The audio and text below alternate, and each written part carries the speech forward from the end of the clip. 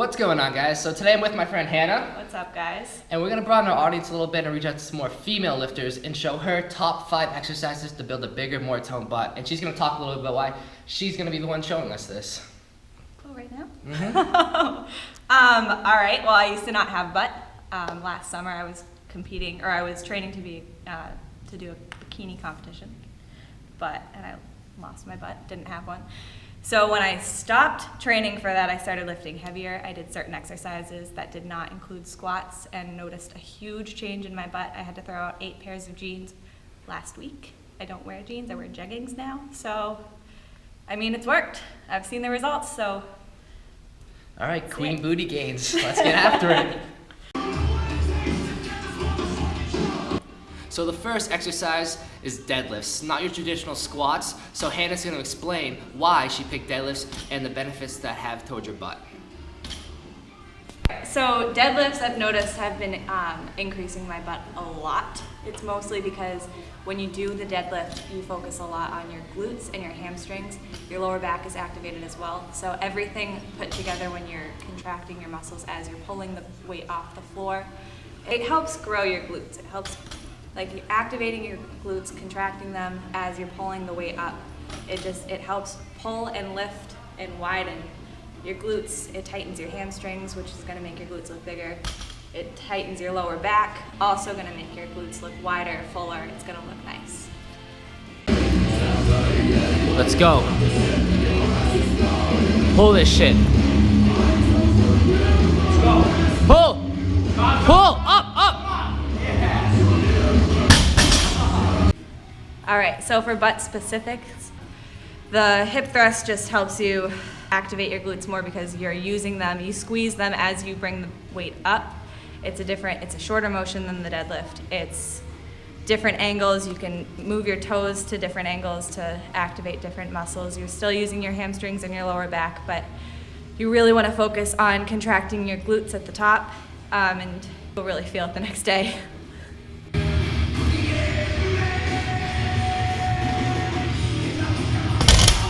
Okay, so we just did this a little bit heavier than 135, but I wanted to show you guys something that I just recently started doing, which is keeping my toes on 10-pound plates as I do the hip thrust. It just keeps all the weight on your heels, activates your hamstrings and your glutes more, and this exercise is actually to help you increase your deadlift as well as pop your booty up a little bit. All right.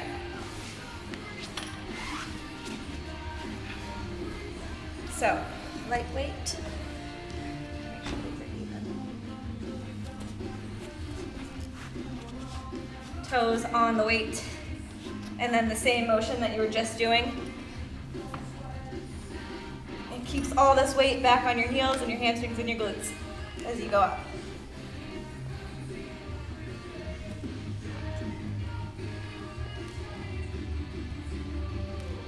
So the glute kickback, or the cable kickback that you're seeing, is going to focus on the top part of your glute, closer to your lower back, to help make your glute pop out a little bit more. You can change the angle. You can lift your leg to the side. You can lift it to the back the way that I was doing it.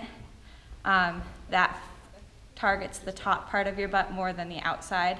If you wanted to target the outside to make your butt rounder and wider, you can definitely do a side raise. I do a lighter weight with this exercise. It helps me isolate my glutes more, really focus on the contraction at the top, and then bring it back slowly to help contraction and keeping it constant. So the straight-legged deadlift, it's just another variation on the deadlift, but it focuses more on glute isolation rather than full lower body exercise. It focuses on your hamstrings, the lower and outer side of your butt. The slower movement helps me focus more on really squeezing my glutes, especially as I get to the top and you feel it more in the lower half of your butt. Talk loud. All right, so a lot of the time when people do walking lunges, they feel it in their quads, but if you really focus on using your hamstrings and your butt to push you forward and up, it can benefit your glute tightening and growth a lot. So you just really have to focus on using those muscles. Keep the weight back on your heels and your chest up, shoulders back, and you'll really feel the glute pump. The traditional squat, as I'm sure you've noticed, is not in my top 5 glute building exercises, mostly because when I squat, I feel it all in my quads, and that's not what I wanted to focus on for this video. I know a lot of girls want to work on their glutes, get it tight, get it up there, but I don't feel that squats benefit me in the glute area. So I do squats, just not for glute growth. These are the 5 exercises that I normally do. Supersets, lots of supersets and all those other things. So I hope a lot of you female lifters out there can really benefit from this video. It's definitely a little different for our channel, so Hannah's gonna actually help us with a lot of more female-oriented workouts and styles of lifting. And she did a great job. So these are the 5 exercises to really help that butt. And this exercise is unique because it forces you to activate the stabilizers in your arm in order to balance the bar on the way up and the way down. And make sure you switch your arms on the exercise. So 10 reps on one arm, 10 reps on the other.